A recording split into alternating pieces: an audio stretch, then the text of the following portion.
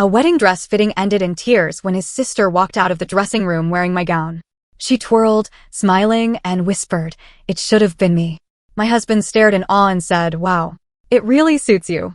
My hands trembled as I stepped forward. "You like it?" I asked sweetly. She smirked. I leaned in and whispered, "Then you'll love what's coming next." Seconds later, the doors burst open and her secret was exposed. I'm not the kind of person who starts fights. I don't look for drama, I don't enjoy chaos, and I've always been the kind of person who avoids conflict when I can. But sometimes, life throws something so outrageous at you that there's no choice but to fight back. This is the story of how my fiancé's sister tried to steal my wedding dress, how my fiancé helped her do it, and how, in one explosive moment, I realized my entire relationship was a lie. And then, the doors burst open. But let's start from the beginning. I got engaged to my fiancé, Daniel, after 5 years together. He wasn't the most romantic guy, but he was steady, responsible, and I truly thought he loved me. I had spent so long waiting for him to propose that when it finally happened, I didn't question it. I just said yes. Wedding planning was stressful, but the one thing I had been looking forward to the most was the dress. I wasn't the kind of person who had dreamed about my wedding since I was a kid, but when I finally found the dress, I understood why people got emotional over this stuff. It was perfect. A lace mermaid gown, delicate and elegant, hugging my body in all the right places. I cried when I put it on. My mother cried. Even my best friend, who never cried at anything, got misty-eyed. It was mine. Or at least, it was supposed to be. Because somehow my fiancé's sister, Sarah, decided it was hers. Sarah had always been competitive with me. If I got a promotion, she suddenly had exciting career news. If Daniel and I planned a vacation, she suddenly had an even bigger trip to brag about. If I posted a couple's picture, she posted a more affectionate one with whoever she was dating at the time. It was exhausting. She didn't like me, but she also didn't want to be left out. At first, I thought it was just insecurity, but over time, I started to see it for what it was. She wanted to be me. So when I didn't involve her in wedding planning, she was pissed. She whined to Daniel about being excluded, but I stood my ground. She wasn't a bridesmaid. She wasn't even a guest I was excited about. I knew she'd make it about her somehow, and I didn't want to deal with it. That turned out to be the right decision. But I had no idea just how far she would go. I was at the bridal boutique with my mom, my maid of honor, and a couple of close friends. The appointment was private, just how I wanted it. Then Daniel showed up. With Sarah. I hadn't invited him. He had never expressed interest in anything wedding-related before, so I was confused as to why he suddenly wanted to be there. And Sarah? She walked in like she owned the place. I felt my stomach tighten, but I forced a smile. "Oh, hey, didn't know you were coming." Daniel smiled back, all innocent. Sarah just wanted to see the dress. I didn't like it, but I wasn't going to start an argument in the middle of my fitting. I figured she'd take a quick look and leave. I was so wrong. The assistant brought out my dress. My heart sped up just looking at it. But before I could even touch it, Sarah grabbed it. Not in an admiring, "Wow, let me look at it" kind of way. She grabbed it and walked straight into a dressing room. I froze. My mom's mouth dropped open. My best friend made a strangled noise in her throat. "What the hell?" I blurted. Daniel just shrugged. "She just wants to see how it looks," he said like it was no big deal. "She's not the bride," I snapped. I could feel my pulse in my ears. "That's my dress." Before I could march in there and rip it off her, the curtain swung open. And Sarah stepped out, wearing my wedding dress. She twirled, running her hands over the fabric, smiling like she had won something. Then she looked at Daniel. And Daniel. He whispered, "Wow, it really suits you." I swear, for a second, the whole world went silent. I couldn't move. Couldn't breathe. Sarah was watching me, her lips curled in a smirk, eyes filled with triumph. Then she spoke, her voice soft but filled with so much venom it made my skin crawl. "It should have been me." I felt my whole body go cold. Sarah thought she had won. She thought she had taken something from me. I smiled. A slow, sweet, deadly smile. I took a step forward. "You like it?" I asked. Sarah's smirk widened. "I do." I leaned in so close I could smell her perfume. "Then you're going to love what's coming next." And right on cue, the boutique doors burst open. A woman I had never seen before stormed inside. Tall, elegant, holding a baby. She wasn't looking at me. She was looking straight at Daniel. "You have got to be kidding me," she snapped. Daniel's whole body stiffened. Sarah went rigid. The woman stormed up to Daniel, eyes blazing. "You're standing here, playing dress-up with her, while you're ignoring my calls about your daughter?" The room exploded. My mom gasped. My friends stared. The boutique assistant looked like she wanted to disappear. I felt the floor shift beneath me. What? I said, my voice oddly calm. The woman finally turned to look at me. You didn't know, did you? She said, laughing bitterly. Of course not. He's been dodging me for weeks. She adjusted the baby in her arms. This is your fiancé's child. She's 2 months old. I swear I stopped breathing. My ears started ringing. Daniel, my fiancé, had a child? A whole baby? And Sarah knew. That's why she had been smirking. That's why she had been acting so smug. Because she thought, somehow, she won. The room felt like it had been struck by lightning. No one spoke. No one moved. Daniel's face had drained of all color. Sarah, who had been full of smug confidence just seconds ago, looked like she had been slapped. The woman, still holding his child, stared him down, eyes burning. You thought you could just disappear, she hissed. You don't answer my calls, you ignore the court summons, and now you're here, helping your sister play bride in someone else's wedding dress? I felt like I was floating outside of my own body. I turned to Daniel. My voice came out eerily calm. You have a child? He swallowed, eyes darting to Sarah, as if she could save him. Sarah, who was still in my dress, stiffened. Then, in a voice that was both defensive and desperate, she blurted out, she's lying. Natalie, because I would later learn that was her name, let out a bitter laugh. She shifted the baby in her arms. The tiny thing let out a soft coo. Right, Natalie said, pulling out her phone. Let's see what lies I've been texting you about for months. She tapped her screen a few times, then turned it around. Message after message. Natalie, Daniel, you need to talk to me. Natalie, we need to set up child support before the court orders it. Natalie, she's sick and I can't get a hold of you. You need to be a father. Natalie, I swear to God, if you don't at least tell your fiancé before she marries you, I will. My stomach turned. Sarah lunged at the phone, trying to knock it out of her hands. That doesn't prove anything, she snapped. Anyone can fake messages. Are you serious right now? Natalie hissed, stepping back. You knew. That was when I noticed something. The way Sarah was standing, slightly in front of Daniel, body turned toward him. The way he wasn't protesting or arguing. A horrible thought crawled into my mind. How long have you known? I asked Sarah, my voice barely above a whisper. Sarah didn't answer. That told me everything. She had known the whole time. And not only had she kept it from me, she had encouraged him to hide it. My own fiancé. The man I was supposed to marry. The man who let his sister try on my dress like she was the bride. The rage that bubbled up inside me was unlike anything I'd ever felt. But before I could speak, Natalie's voice cut through the tension again. You really think I came here just to warn her? She asked, tilting her head. Her lips curled into a smile.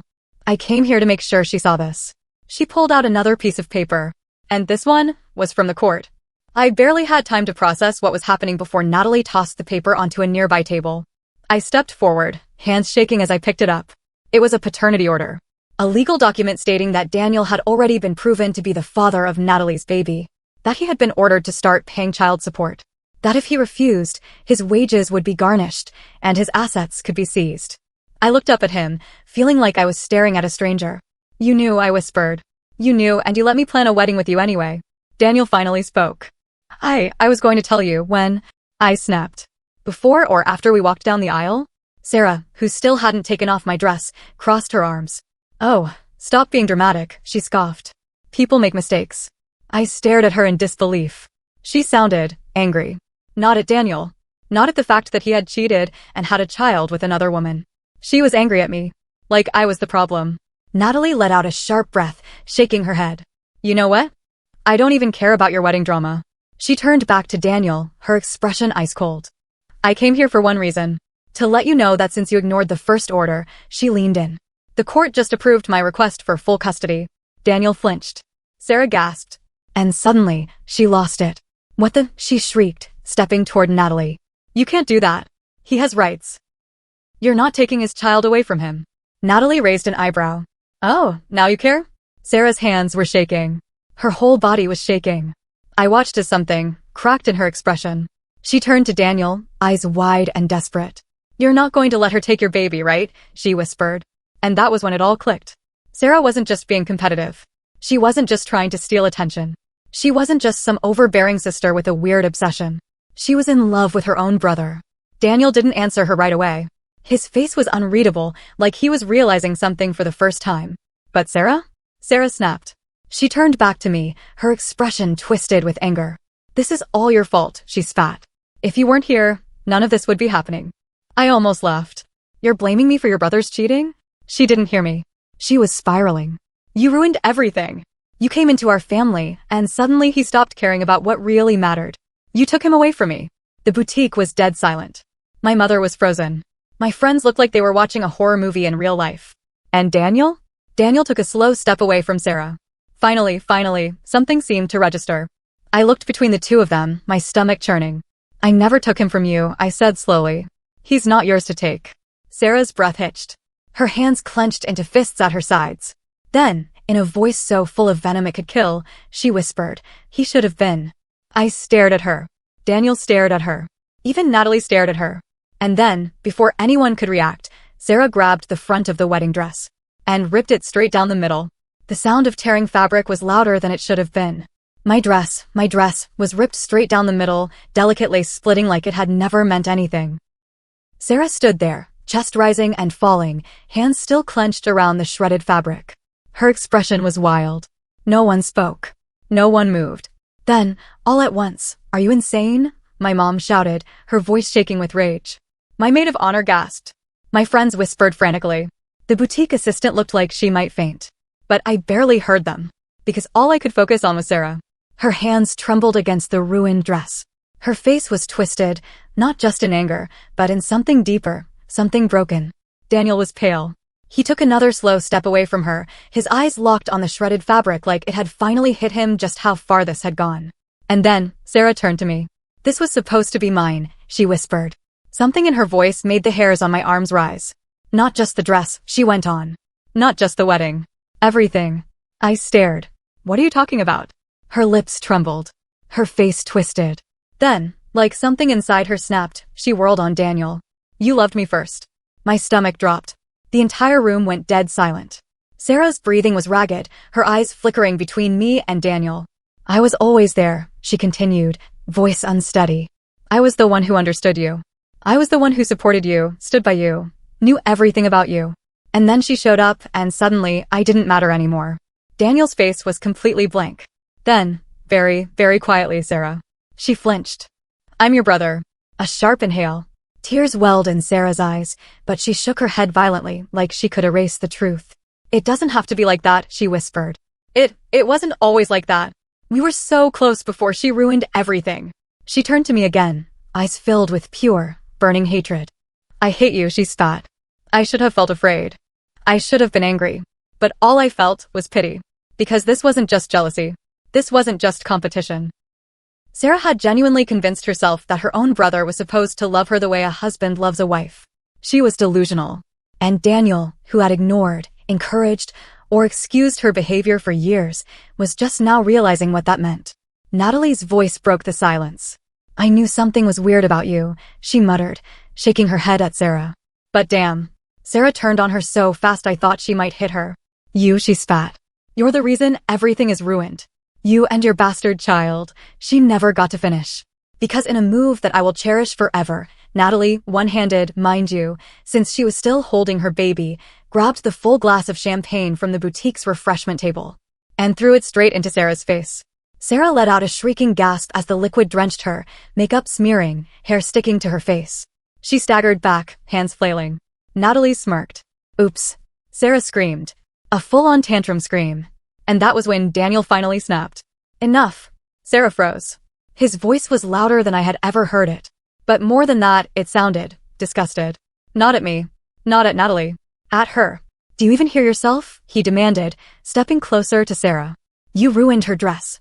You're insulting a baby. You're acting like some obsessed." He stopped himself.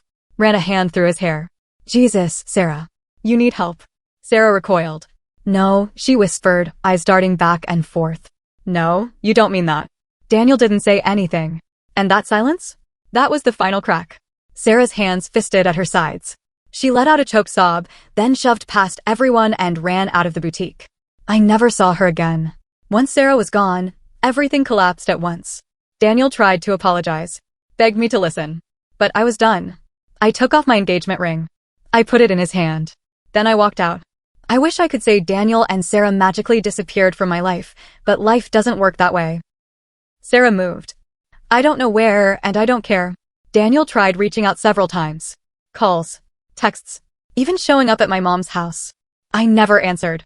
But I heard from mutual friends that he was struggling, that he finally started therapy, that he was trying to figure out how he had let his sister manipulate him for so long. Good for him. Natalie, on the other hand, became a friend. We kept in touch. She got every penny of child support Daniel owed. She moved on, met someone who actually cared about her and her daughter. And me? I healed. I traveled. I focused on myself. One day, I'll get married. But not to someone who could ever let his sister walk all over me. Not to someone like Daniel. And definitely not with a dress from the same boutique. That place was cursed. Looking back, I should have seen the warning signs. But sometimes, love makes you blind. Not anymore. If there's one thing I learned from all of this, it's that when people show you who they are, believe them the first time.